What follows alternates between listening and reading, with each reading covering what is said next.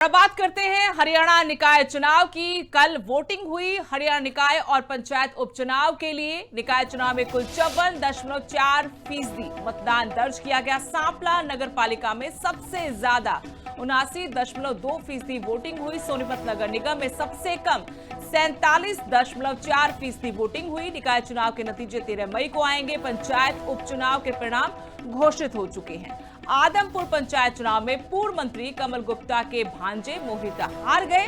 जगतपाल आदमपुर के नए सरपंच बने हैं। फरीदाबाद के खादी गांव में मनोज भाटी सरपंच चुने गए। जींद में चाबरी गांव के सरपंच राकेश कुमार को मिला है सरपंच पद। फतेहाबाद के तामसपुरा गांव के सरपंच गुरप्रीत बने हैं। फतेहाबाद में कुला की सरपंच रूपाली बनी है।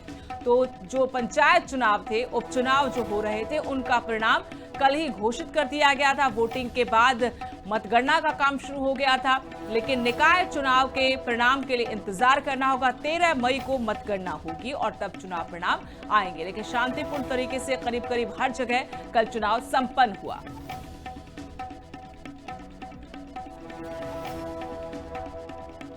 अब बात करते हैं हरियाणा निकाय चुनाव की। कल वोटिंग हुई हरियाणा निकाय और पंचायत उपचुनाव के लिए। निकाय चुनाव में कुल 54.4% मतदान दर्ज किया गया। सांपला नगर पालिका में सबसे ज्यादा 79.2% वोटिंग हुई। सोनीपत नगर निगम में सबसे कम 47.4% वोटिंग हुई। निकाय चुनाव के नतीजे 13 मई को आएंगे। पंचायत उपचुनाव के परिणाम घोषित हो चुके हैं। आदमपुर पंचायत चुनाव में पूर्व मंत्री कमल गुप्ता के भांजे मोहित हार गए।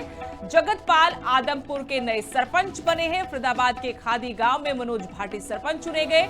जींद में चाबरी गांव के सरपंच राकेश कुमार को मिला है सरपंच पद।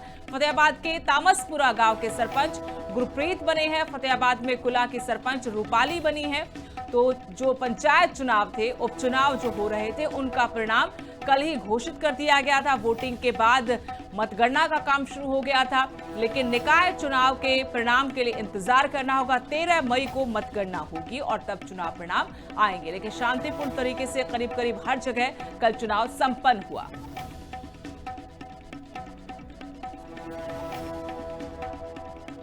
अब बात करते हैं हरियाणा निकाय चुनाव की। कल वोटिंग हुई हरियाणा निकाय और पंचायत उपचुनाव के लिए। निकाय चुनाव में कुल 54.4% मतदान दर्ज किया गया। सांपला नगर पालिका में सबसे ज्यादा 79.2% वोटिंग हुई। सोनीपत नगर निगम में सबसे कम 47.4% वोटिंग हुई। निकाय चुनाव के नतीजे 13 मई को आएंगे। पंचायत उपचुनाव के परिणाम घोषित हो चुके हैं। आदमपुर पंचायत चुनाव में पूर्व मंत्री कमल गुप्ता के भांजे मोहित हार गए। जगतपाल आदमपुर के नए सरपंच बने हैं। फरीदाबाद के खादी गांव में मनोज भाटी सरपंच चुने गए। जींद में चाबरी गांव के सरपंच राकेश कुमार को मिला है सरपंच पद।